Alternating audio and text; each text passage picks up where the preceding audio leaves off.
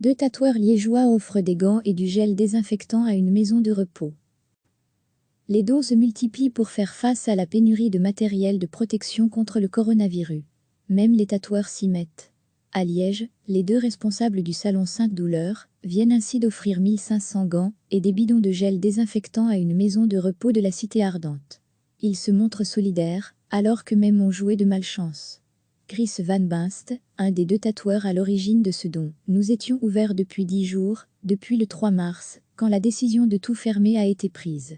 Nous avions acheté un stock pour au moins un mois, étant donné qu'on utilise quotidiennement du gel hydroalcoolique et des gants à usage unique. Face à la pénurie, les deux tatoueurs ont donc décidé d'offrir ce matériel à une maison de repos. On a une connaissance qui travaille dans la maison de repos où nous avons donné notre matériel. On l'entendait régulièrement se plaindre sur le manque de moyens.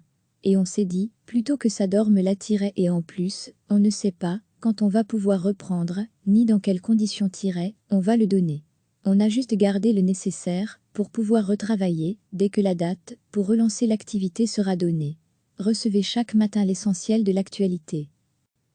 Les dons se multiplient pour faire face à la pénurie de matériel de protection contre le coronavirus. Même les tatoueurs s'y mettent. À Liège, les deux responsables du salon Sainte-Douleur viennent ainsi d'offrir 1500 gants et des bidons de gel désinfectant à une maison de repos de la cité ardente. Ils se montrent solidaires, alors qu'eux-mêmes ont joué de malchance. Chris Van Binst, un des deux tatoueurs à l'origine de ce don. Nous étions ouverts depuis 10 jours, depuis le 3 mars, quand la décision de tout fermer a été prise.